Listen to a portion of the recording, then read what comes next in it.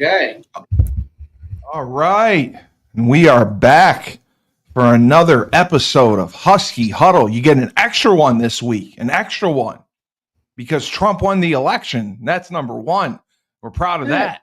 Number two, bye week, big game coming up against Syracuse. Everyone's talking about it. The bonus episode. Yes, the bonus episode. And so this is Husky Huddle. I am the best podcast host in the universe, Steve Cully, and with me as always, the next and best, greatest influencer. Please hit the smash the subscribe button to the Coach Schuman Sports and Entertainment channel. We are up to nearly 1 million subscribers, and that's because nobody covers Uconn sports better than us. Whoever Locked On thinks they are, they're not locked on to shit. We're locked on. We know it all. Lock them up. Lock them up. Lock them up. That's what I say. And the Insider podcast, there's no Insider podcast. We're inside. We know it all. We do. So just remember that. We're the best of the best.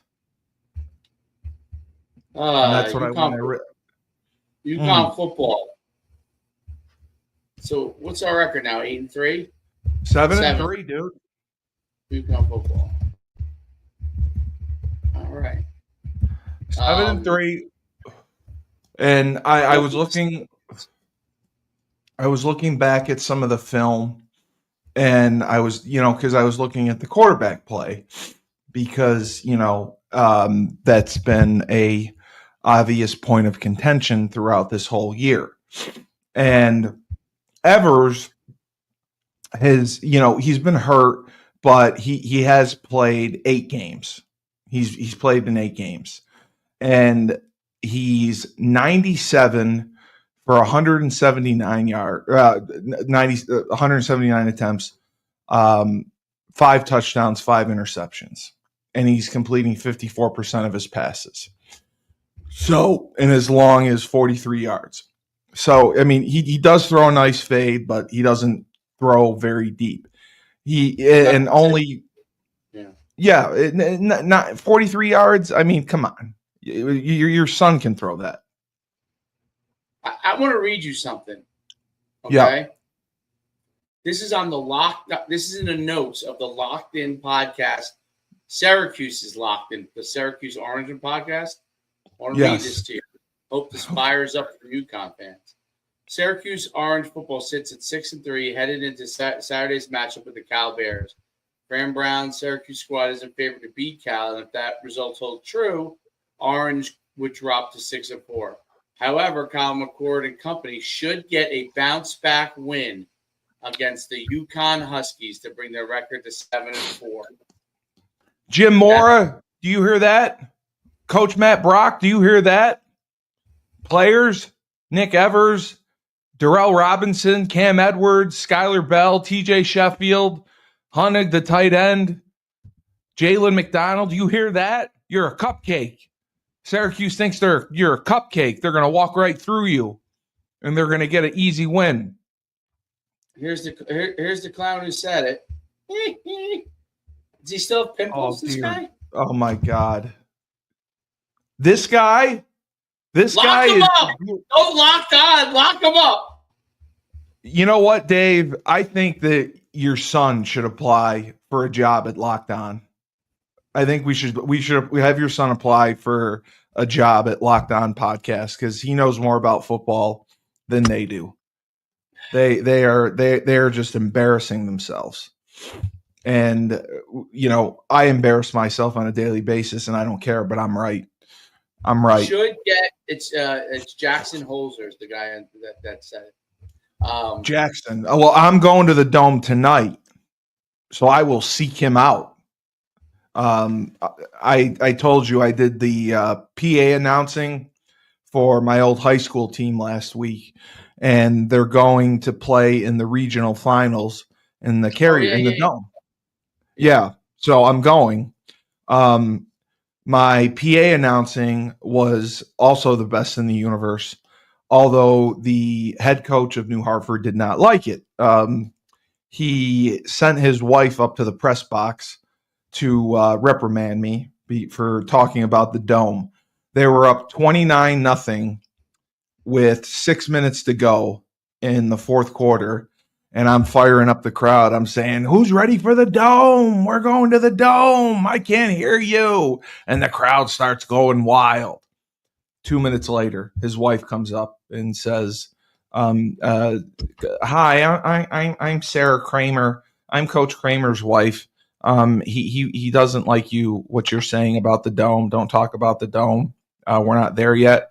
I go, and it's disrespectful. And I said, lady, this ITC team from Syracuse, the way they're playing football is disrespectful. I mean, they couldn't gain a first down. They were horrible defensively, and it's a disrespect to the game. So if you're going to call me disrespectful, call them disrespectful, because it's a crazy story. They won, but they were suspended for playing an ineligible kid during the playoff game. So the team that New Hartford was supposed to play was called VVS, which is in the middle of nowhere. So at the last hour, it was Thursday at 11:30. They appealed it like all the way to the Supreme Court of New York or whatever, and they overturned the suspension. So Syracuse ITC was allowed to play in the semifinals. And I don't think they practiced all week. But obviously New Hartford had beaten them earlier in the year, and they just beat the crap out of them. Yeah. And I was proud to announce it all the way. I was basically doing play-by-play as the PA announcer, because I didn't know. I've done play-by-play before. So I was doing play-by-play, and the crowd was loving it, and the parents loved it. The coach didn't, but he's got a little bit of an ego. He was the off. He was to say tackle by John Smith. Yeah, I didn't do that. I didn't know any of the players. I couldn't see. It was dark. I couldn't see. I knew the offensive players for New Hartford, and I would call out the plays. I was like, oh, they ran power to the left. Great kick out by the guard. Garcia, the running back, reads the block well, cuts it upfield. Big gain. First down. And then I do the whole ITC got penalized for like 5 delay games and a holding penalty. So it was 1st and 30. And I said, so it's 1st and Syracuse for ITC. And that went over pretty well. That got a good laugh. So are you essentially, you got fired on your day off? I'm still getting paid for it. But I filled in for Frank because Frank was in the Dominican. Frank's the voice of the New Hartford. He does the PA announcing, yes.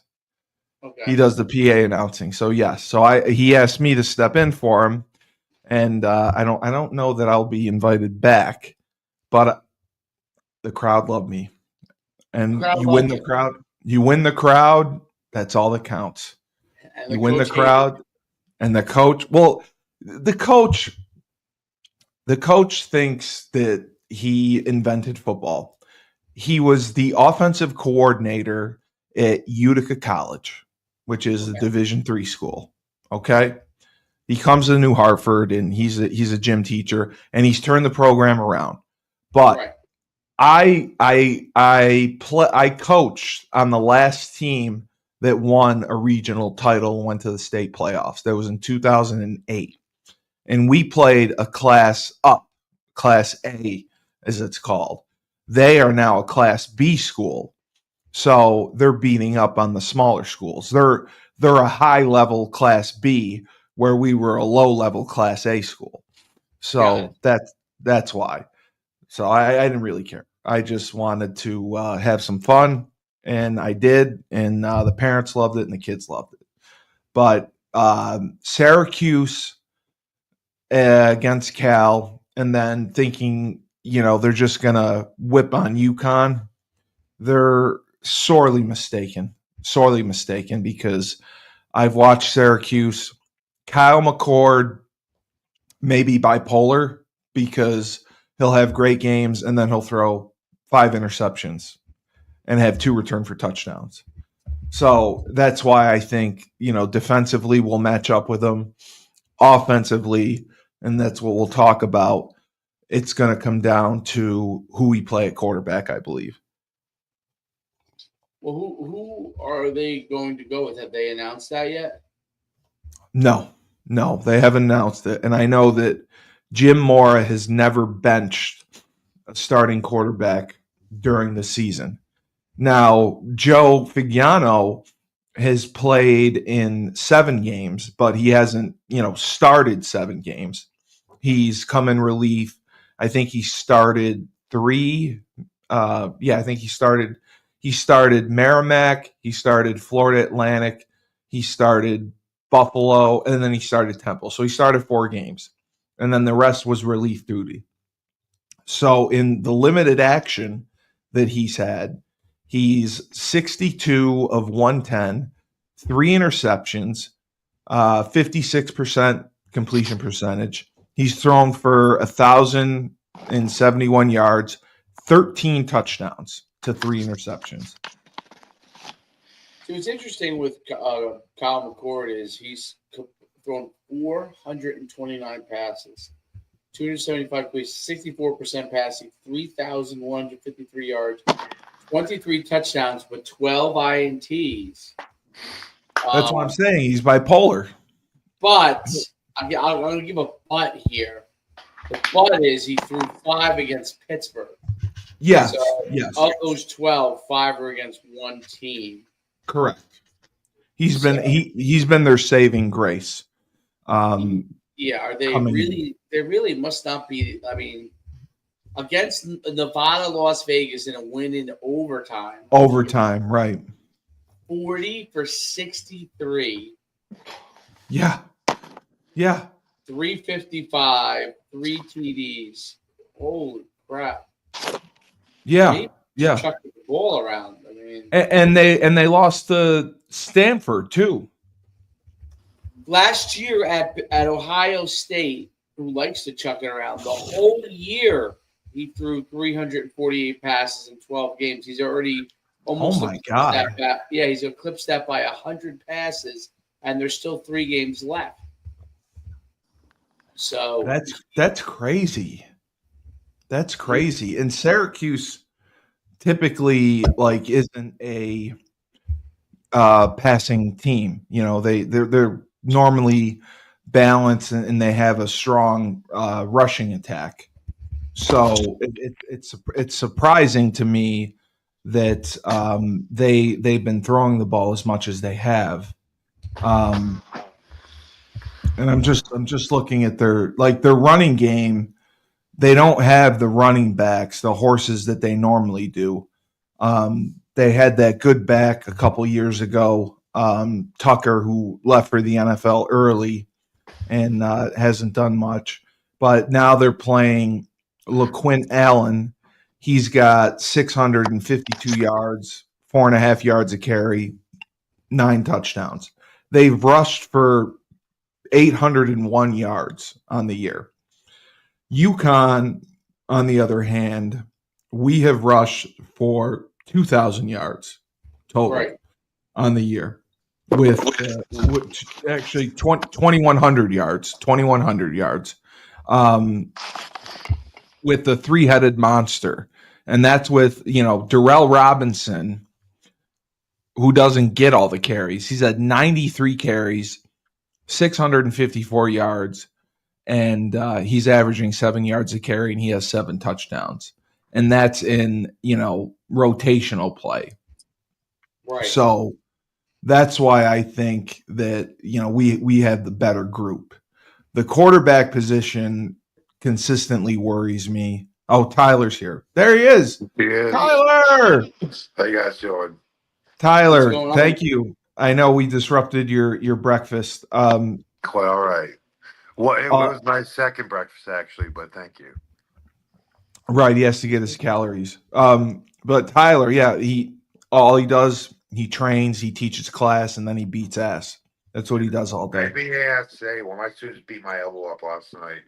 Oh, that's right. You got in a fight. I forgot about that. I ain't, Tyler, no. I did. No, that you talk about the fight in the street. That was one punch and the guy dropped. yeah. Last night was a sparring class, and one of my special guests ripped my elbow like 8 times in a row with a kick. So Oh, okay. But Dave, Tyler put someone to sleep in the street in a little bit of a brouhaha. He Oh, yeah, they forced the matador to come out, the marauder to come out. all it And was I went to the corner store by the gym, and someone left their bike like directly like in the doorway.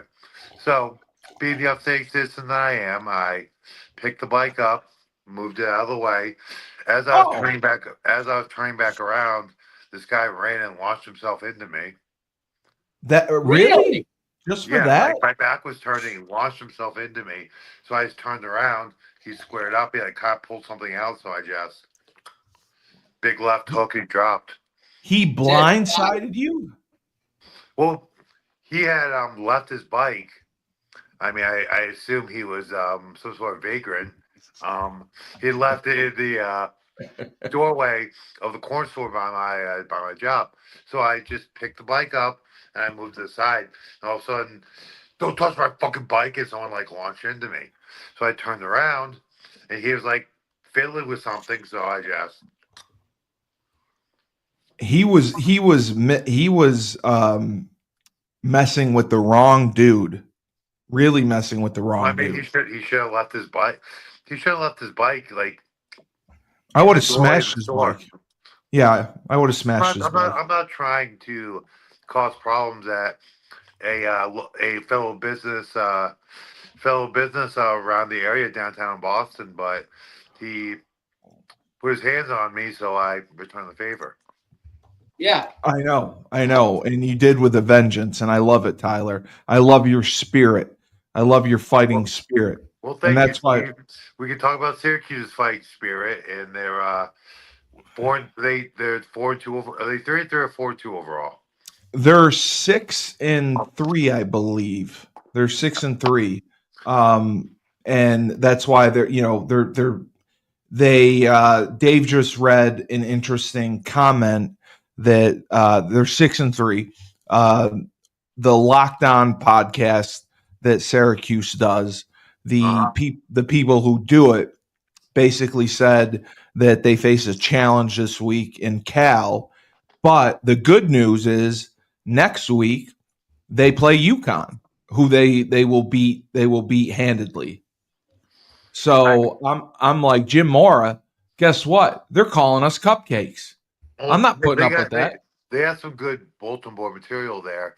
Um, the thing that worries me about this game is, looking at their schedule, Syracuse has had their defense hasn't fared very well against some of these more highly touted offenses in the Right. ACC, but they've been able to score. So the only thing I'm worried Yeah. about at this point is I believe UConn's defense will be able to slow them down. I think we match up pretty well against them. The DBs will be able to slow down their wideouts, linebackers on the tight ends.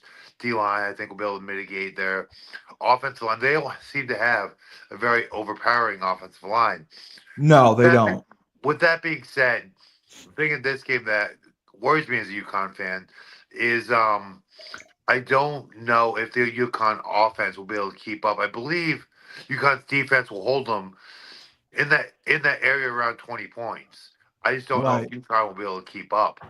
Well, that's the debate, and we're going to talk about it. Syracuse is very efficient passing the ball. They have 4 really good receivers. Jackson Meeks has 55 catches. Trevor Pena has 60 catches. Arande Gadsden, he's amazing. He has 46 catches. and LaQuint Allen, the running back, has 47 catches, and they all have over 600 yards. So compared to us, our passing game is really, really substandard. But I don't think it's for a lack of talent, Dave, because Skylar Bell, TJ Sheffield, and Jisiah Gavings, they can play.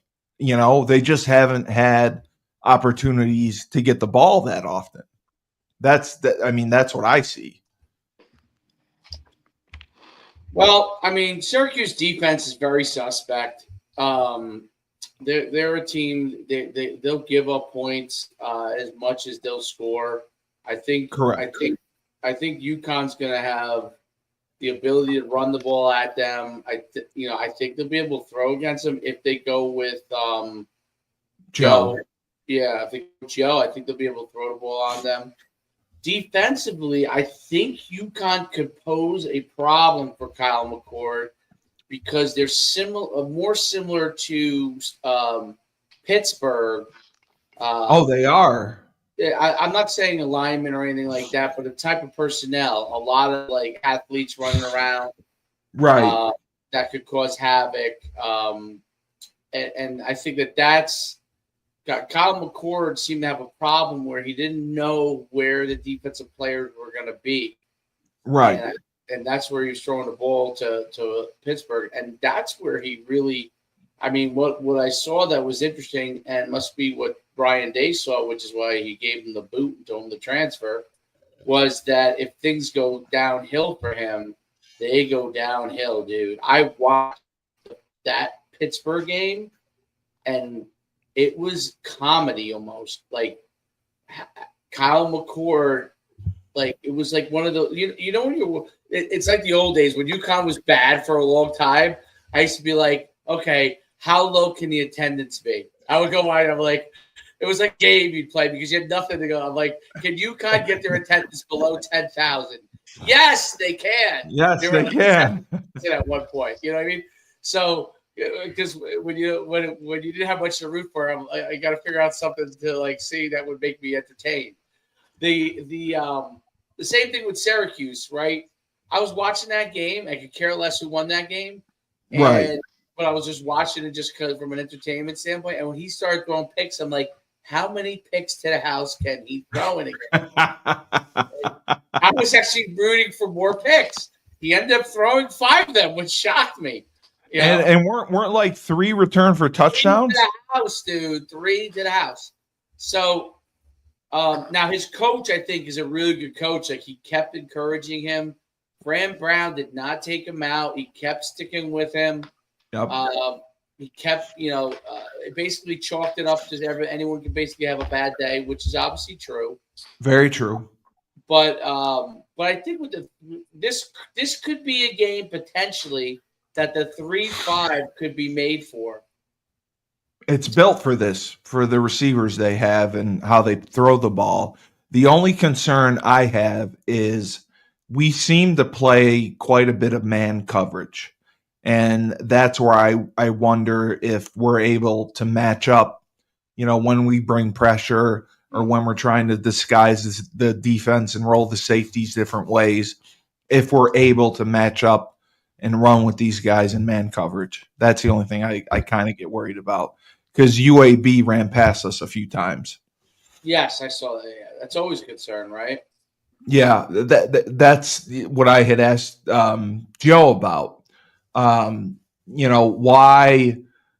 with the blitzes, like when I coached, when any team blitzed, they played a zone behind it. They played some sort of zone behind it.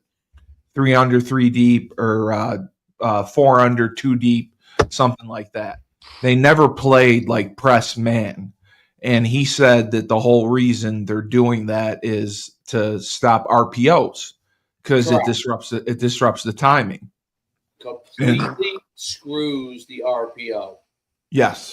And you get more hits on the quarterback. The timing, it all goes back to so because if the Reed blitzes, he's scot free. Yeah. I mean, there's going to be. Look, you could get caught. You know what I mean? So that's why a lot of their games can be high scoring because they give up a lot of points. But you're going to get caught in playing that kind of defense. But potentially, you also could have what happened with Pittsburgh. If you can get him in a funk, it's going to be tough for him to get out of it because if you're playing a lot of man and you're getting after him, look what I mean. The game I just keep thinking of over and over again is that I don't know if you watched the LSU Alabama game from last week. Yes. You know, LSU. They lined up literally 7 guys across and came after them across right on the line, and then they drop off sometimes. Drop off guys if they weren't going to blitz. They were coming, and it really, really all these teams do some level of RPOs. I'm not a huge fan of I'm a fan of them like once in a while to catch somebody. Yeah. You can't live and die with them. Fan of them as your offense. I've tried to, obviously it's a high school level. I've tried to run it at the high school level because I thought I had some guys that would be good for that at quarterback. And I just thought this guy was just taking unnecessary shots. He was forced to get rid of the ball really overly quickly. Couldn't go through his progression. I don't know. I didn't like it. But I thought it was good to catch guys though, once in a while. But I think that's if people would live and die by the RPO, I think you need to have a coach that is really a pro at it, a pro at it with a quarterback that really has that because he's going to be laying on his back, and eventually, quarterbacks get hit enough, man. I don't care who they are. They start trying to quicken their process up, and that's when they throw the ball to the other team, or they try to escape. They try to get the hell out of there, and then they end up with a -9 sack, you know what I mean, and put you in second in a million. So I think that's the thing. I mean, the whole thing is this is a game I think you guys should just take chances, man. Get after them, take chances. Yeah. Try to get him to throw picks. And you know what? If you get in a shootout, you get in a shootout. But even in the shootout, he might throw you some picks. And that's what you want. Or turn the ball over. You get some picks. He'll force it. I agree. Again, but going with that, Dave, does UConn have the personnel or the offense even to get into a shootout? I think in a shootout, they will kind of be at a disadvantage. Kind of going back to what Steve said, and I'm a little unfamiliar here. If they have, I don't know. You said they play the majority of man. This would be the game to play a 3-deep coverage with a rover and just send everybody else. Yeah, and they do similar things like what Dave was talking about, what LSU was doing. They'll line up 4 guys to the right side. Alabama, I'm sorry. They'll line up 4 guys to a side and then drop off or then bring them. And that can be confusing. They can get you into your checks and get you into the wrong play, drop off. Now all of a sudden, you call it a quick game and they're dropping 8. So exactly, you're screwed. So I totally see that. But like Tyler said, for us to keep up in a shootout, we have to play Joe Figiano. I can't believe I'm saying that, but we have to play him. Nick Evers is not efficient enough. He's not putting up the numbers. He's not that guy. He can't. He's not that guy. No. If you look at the games that he's started and the points that they've scored, they've struggled to get 3 touchdowns. Exactly. It's 17 points, 14 points, and Joe, at least, I know it was Merrimack. I know it was Florida Atlantic. I know it was Buffalo. 40, 40, 40, and he tied the record or broke the record with 6 touchdowns in one game. Yeah. So exactly. I think that as long as you tailor the offense to that, you have to remove a lot of the zone read game because he's not the best runner. He'll get you a couple Love yards. that zone read game though. I like it to an extent. I like it when I was at Colgate, the way we ran it was a midline zone where it was an A gap. The aiming point was the A gap. Yeah. And the read, we didn't read players. We read gaps. So A gap, B gap, C gap, D gap. So whoever showed up in the gap was the read. So if there was a line stunt and the linebacker came, the linebacker was the read. And there what was called a hard pull and a soft pull. Not in the way that you're thinking, but a hard pull and a soft pull. A hard pull was if we were reading the 3 technique and the 3 technique comes in, tackles the running back. Now the quarterback replaces the running back and goes north and south. Whereas a soft pull is the defensive end closes, tackles the running back, the quarterback takes it and runs around the edge like a typical zone read. So we had soft and hard pulls built in. So I think they can't do that. They have to get back into the pistol set that they had success with Darrell Robinson, Cam Edwards, Mel Brown. If you're rating our offense, they're an A+ group. They're obviously the best group on offense. I think our offensive line, we're getting healthier. I think they're a B+ group. I think they're good in the run game. They're asked to do a little too much with the outside zone because teams just know it's coming. And when they know it's coming, like Tyler, you know how easy it is to set the edge when you know the tackle. Beat the reach, set the edge, beat the reach block, drive up field, of course. Absolutely. And you do your job, you beat the reach, and now that forces him to cut it back inside to where your pursuit is, to where your help is. And when you can't read it, you're going to get so much pursuit down the line that it's not going to go anywhere. So that's why I think if they have an offense tailored to Figiano's strengths, which are they're going to run the ball, they're going to have to block everyone, and then they're going to have to be heavy play action pass, real play action pass. And you can do that out of the pistol. You can max protect, and you can run all your 3-man route combinations. I'd rather see them do that than try to, play action and try to get 4 out. I'd rather see them protect Figiano, give him time to throw. Skylar Bell is going to find a hole in the zone. Like, Skylar Bell is the difference maker. Skylar Bell is the one that I worry about for, I don't even want to say it, the TP, so to speak, if someone comes in and wants to pay him and wants to get him. That's the guy that we have to protect because he is the true talent. I mean, he is someone special.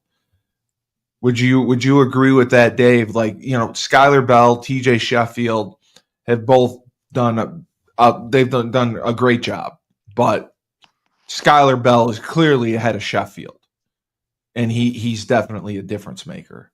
Yeah. I mean, he can stretch the field. I think so. Syracuse, in 3 games they lost. I guess you got to take kind of Pittsburgh out because Pittsburgh lost to BC. Pittsburgh didn't have to do any offense. But Steve, so Florida State. Right. Florida State's lost to everyone. Yeah, Pittsburgh doesn't have to. Pittsburgh didn't have to do much offense because he just picked the ball up. But as far as the other 2 games they lost, BC and Stanford. Stanford averaged 5.5 yards there, 5.6 yards a carry, and BC rushed for 300 yards against them. Oh, wow. So If you can run the ball on them, they have a problem. Syracuse, they got a real problem. Yeah, and BC, they're 5-4, and they're 11th in the ACC. So it's not like they're an ACC powerhouse. Right. They were able to, win 37-31. That was a huge win for BC. Virginia Tech had Syracuse beat. They had a lead on Syracuse, I believe, for most of the game. And then Syracuse came back and won the game in overtime. So the last 3 games, could have been 3 straight losses once they got into conference play. And then obviously you have the UNLV game. Imagine if UNLV had Matthew Saluka playing. Maybe they win that game. And, NC State is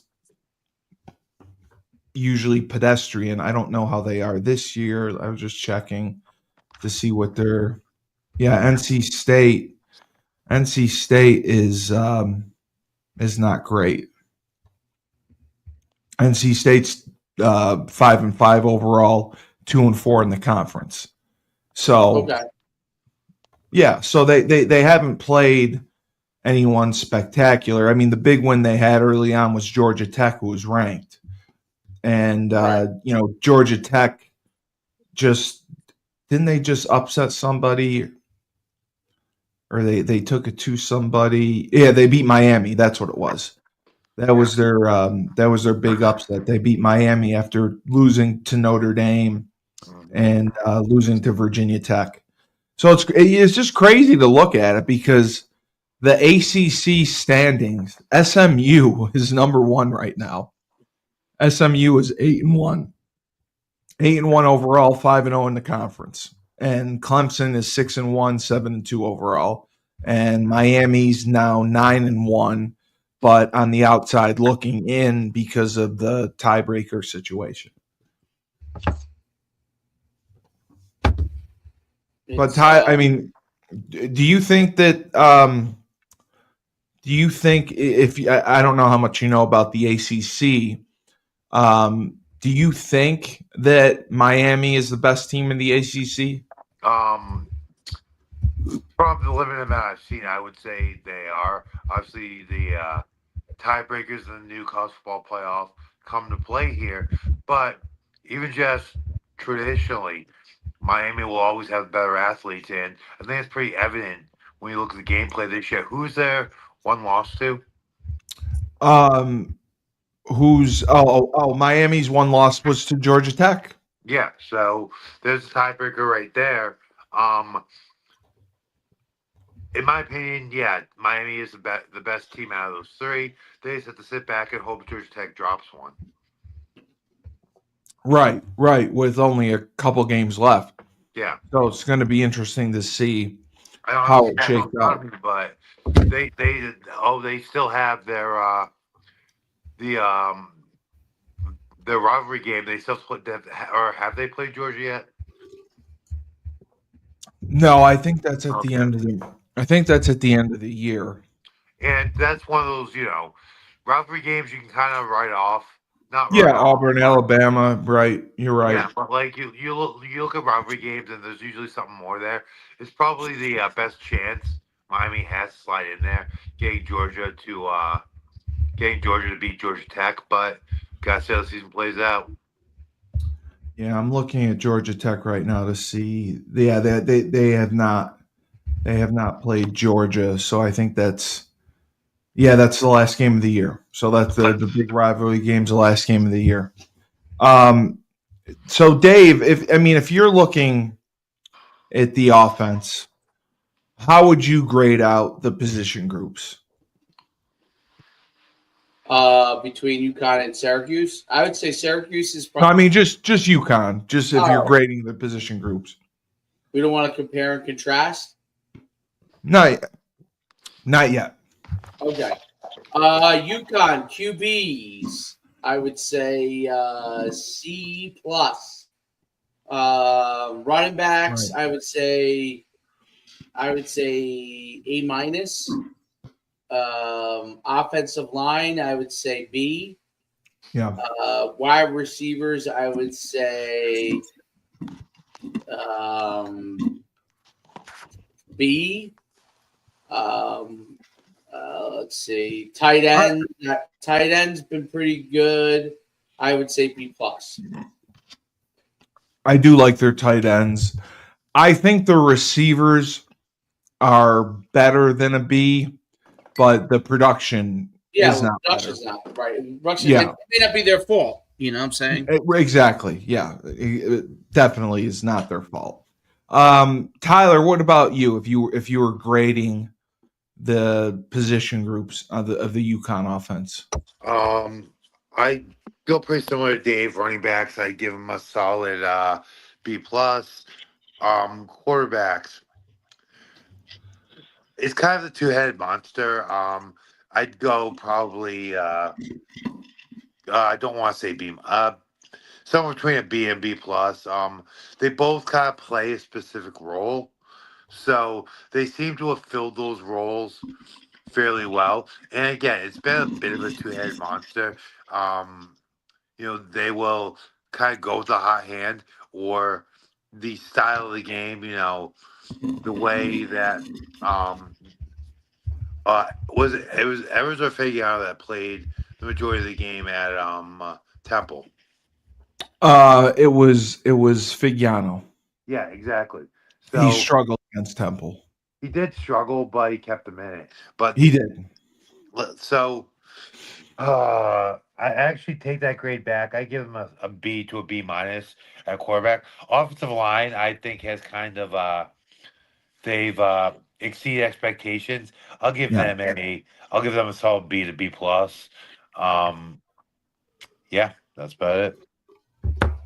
Yeah, I think they've been playing fairly well and fairly consistent up front. The quarterback thing is the only one I disagree with you on. I don't think it's a two-headed monster because we just haven't seen enough out of Evers. We haven't seen you talking about in terms of production. time? Production. Okay. Well, Yeah. again, I think part of his issue is he hasn't been able to get into a rhythm. That's true. He's seeing a lot of spot. He's seeing duty here and there, spot duty. They're not quite platooning it, but they're giving him playing time. You know what I'm saying? Yeah, well, I mean, he's the starter. I mean, he was anointed the starter. So when he's been injured, they always go back to him. And when they've gone back to him, he just has not produced. 5 touchdowns in 10 games is very, very poor. I actually, I repeal my score, give them a C plus. Repeal. Yeah. Okay. I'll give you a mulligan on that one. You repeal your score. Yeah. So that was my thing. With the amount of time that Evers has had to play, he just hasn't produced all across the board. You look at the touchdowns, you look at the interceptions, completion percentage, yardage. It's very, very pedestrian.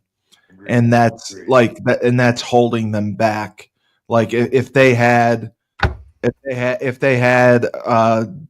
Bonoslawski, even I'll go back to him. I mean, if they had a Zach Frazier at quarterback, this could be a 9-1 team or 8-1 team, something like that. Did or Bones ever start a game? Yeah, he started for a little while. Yeah. Okay. Yeah, he did. But yeah, that's kind of how I feel about it. If we had that kind of point guard to distribute, because we have the playmakers, we just got to get them the ball more. And I think if they design, they get a little more in the screen game to the receivers and to the running backs. They don't do a lot of that. They started to implement the nakeds, which I liked, which I thought helped, and the play action passing. That will make the offense go succinct. Agreed. So Now I apologize, Dave. Looking at the mighty Orange of Syracuse, okay, and we'll just go statistically and grade them, their position group wise, starting with their quarterbacks. How would you grade them out? I would say the quarterback has been A minus for them. Yeah, McCord. Yep. Running backs, I don't really know enough about. I mean, it doesn't look like it's anything phenomenal. I just kind of give them a B, I guess. Yeah. Offensive line has been very good for them. I would say that's probably probably a B plus, something like that. Yeah. And then The receivers. Tight ends, I don't see much from them, so I don't know. I'll say B minus. And then receivers, obviously excellent. Yeah. Did a phenomenal job. I would say those guys are probably a B plus, A minus at minimum. So if you look at the grades from offense versus offense, to me, Syracuse has a slight edge. Yes. Yes. Yes. Especially a quarterback and receiver. Yes. But if we flip it, then we go to defensive side. I think that I may view it a little differently. And that is exactly what I had wanted to take a look at. Defensively, if you look at UConn and you look at UConn's defense, what would you say position by position groups? It's a 3-3-5. So 3 down linemen, 3 true linebackers, and then is it 5 true DBs, or is it 3 DB, 4 DBs and a rover? I don't know for sure how they position it. But the rovers like their own category, kind of. They're okay. Half and half. They're like when you get an Arnold Palmer, half iced tea, half lemonade. I got you. Unless you like the John Daly, which is the alcohol version of that. But yeah, the John Daly. Yeah. So, looking at UConn defensively, if you're grading them by position group, D line, what would you say for them defensively? How would you rate their D line? B plus. B plus. Yeah. I mean, they've gotten they've gotten 20 sacks on the year, which isn't bad. That's 2 a game. That's not bad. Turnover wise, they've got 9 interceptions on the year, which is 1 a game, and I believe the fumble recoveries, they've had 5 fumbles. So the turnover battle, I believe they're up. I have to check and just double check and see what the turnover ratio is, but they don't turn it over. They do win the turnover game, and they time of possession too. They average 30 minutes a game on offense, which is good. So I think that's important. But if I was looking at it, I would give their D line. I think their D line's a B. I think their linebacking group is the heart and soul of the defense. With Jaden McDonald and Tua Brown. The I can't say his name, but how do you say it? Falmuina. Okay, Tua Falmuina Brown, and Malik Williams Dixon. They got some. Yeah, they're they're a different breed. So 87, 82, 50. Those yeah, are the they're between them. sideline to sideline. Jaden has 2 sacks, an interception. I mean, he's all over the field. Isn't Malik Dixon considered a hybrid guy? Yeah, he's like He's that. a hybrid. That rover position. Yeah, I agree. Yes. I rate both those positions at, I would say, I'm a little critical, A- on both. But I can't remember if he got injured. Who? Dixon. I thought He has only 8 games played, so maybe he was. Okay, so he was, and they did get him back. He played against UAB. He had a pretty good game against UAB. He had that great interception. That's right. Okay. So defensive backs, that is where I kind of think their weaknesses. I have to jump off to another podcast right now. So you got Maria. Go ahead. I'm gonna let you guys continue. Okay. Yep. Yeah, go ahead. You got Maria. I forgot. We'll finish up. I haven't. No, another Maria's not till 1. So. Okay. I'll just jump off of here, and then you guys will be good. Whenever you get done, you just whatever, All right, bro. All right, Tyler. I'll see you later, man. Later, guys. See you later. No, you don't leave, Tyler. I got to finish with you. Oh, I know. Okay. All right, Dave. Oh, I know. Take care. I mean, you gave me a solid 20 minutes of prep for this one. So no, dude, that's how we roll. It's all on the fly. It's all casual. We know enough about UConn football. We lived it, we breathed it, we played it. Yeah, but I'm not as lived and breathed and ingrained in the Crusaders team. But I think you are. I think you're knowledgeable. You know this team. You've watched them play. I'm not the way coach is, but okay. You've been to 2 games, and you've seen what we've done, and I think your rankings are spot on. But like defensively, that's the only group that worries me is the defensive backs. I just hope that we can run with them. I tend to agree with you. They've been really surprisingly to me for a 3-3-1 defense. 3-3-5. 3-3-5. Excuse me. They've been pretty stout against the run game. That's been pretty evident. Yes. But like you said, having 5 defensive backs, they shouldn't be giving up the kind of big plays they are in the passing game.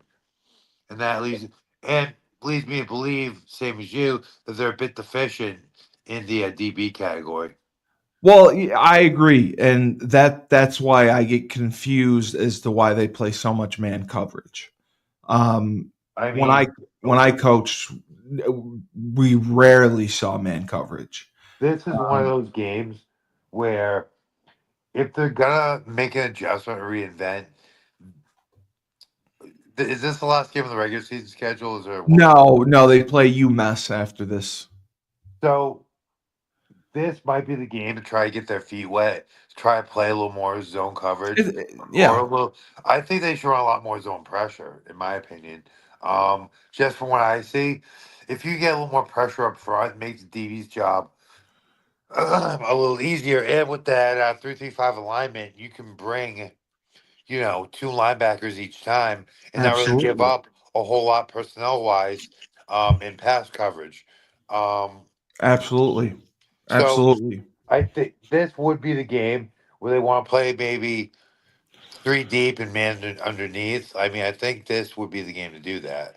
Syracuse is a better opponent. They're bowl eligible, and the season finale is basically our excuse for a rivalry game. But at this point, we're first period of UMass, so if they tried to roll it out against UMass, might give them a false sense of security. Whereas you have a legit opponent here in Syracuse, where why not? you roll out a little bit of 3 deep coverage. I personally think they should run a lot more kind of zone pressures. Send the rover, send an extra linebacker, and play that zone underneath, maybe with 3 deep, and man on the corners. That would probably this would be the game to do it, to see if they can do it in the season finale and the upcoming bowl game. And they have done a pretty good job because Coach Brock has an extensive blitz package. Yeah. And he does a good job of mixing up the blitzes, where they're coming from, field, boundary, whether it's the Mike, Will, Sam, Rover, whether it's a stunt or a twist with it. So I think he's done a great job with it. And if he disguises it, and I agree with you, I'd love to see a little more zone behind it. I don't know if Syracuse does a ton of RPOs, but that'll tell the story. I don't know that we can win this game and play man coverage doing it. That's my concern. So if we're able to blitz, play zone, control the time of possession, keep the ball out of Kyle McCord's hands, I think we do have a good chance to win. Yeah, agree. I agree. This is the last real test of the season. Yeah, it is. It's their Super Bowl right here. This is their Super Bowl. I wouldn't go that far saying Well, the bowl game. Yeah. Yeah, exactly. But winning this game will do a lot as far as recruiting and national respect. So I think this is kind of a must-have game.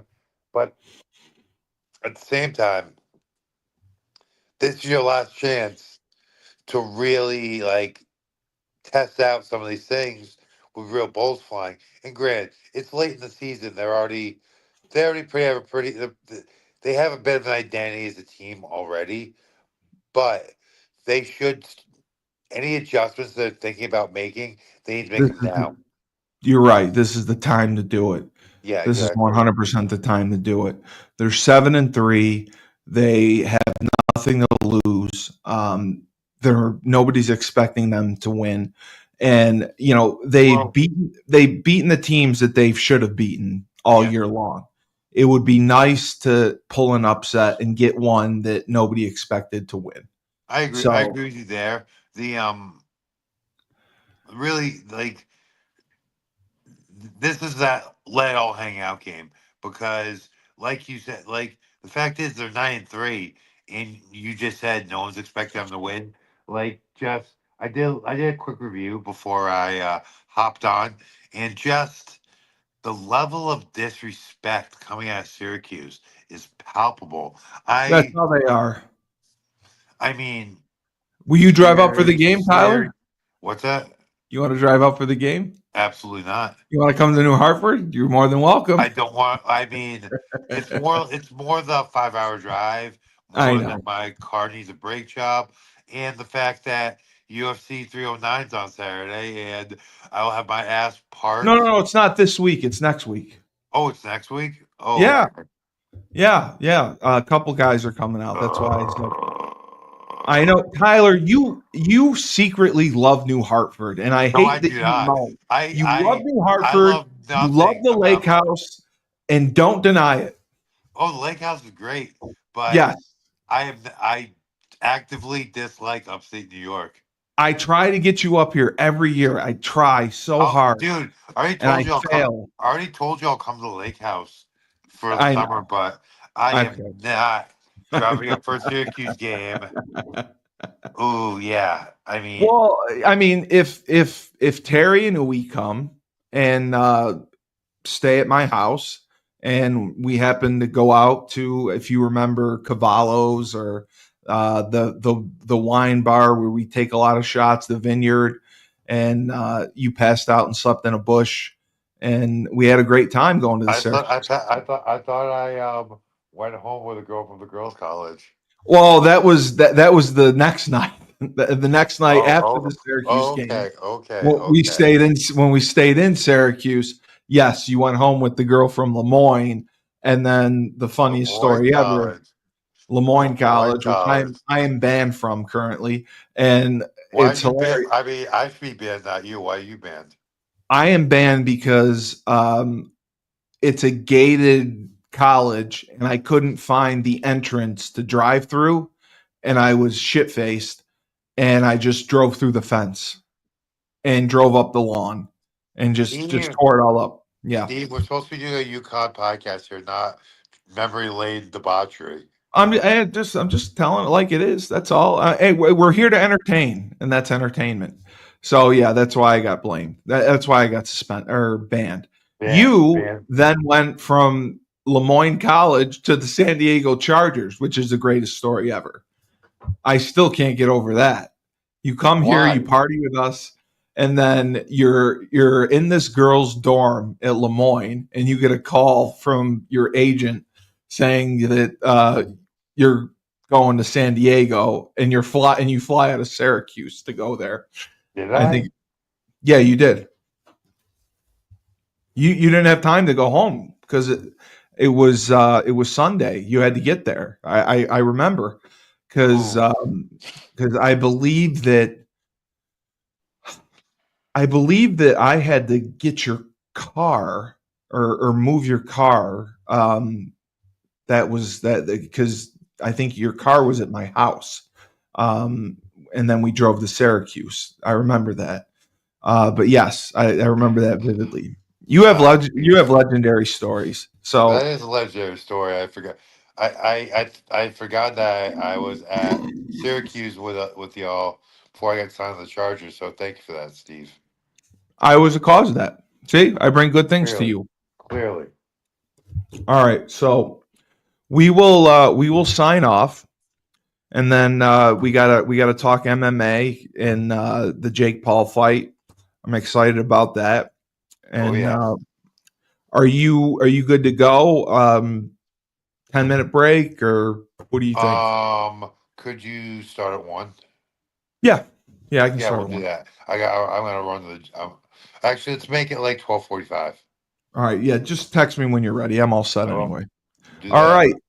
Hold on. For Okay. Tyler, the Marauder King, all he does is train, teach class, and he beats that ass as he did the other night. It injures his elbow. He injured his elbow, but he beat that ass. He put someone to sleep with one punch, and I didn't put anyone to sleep.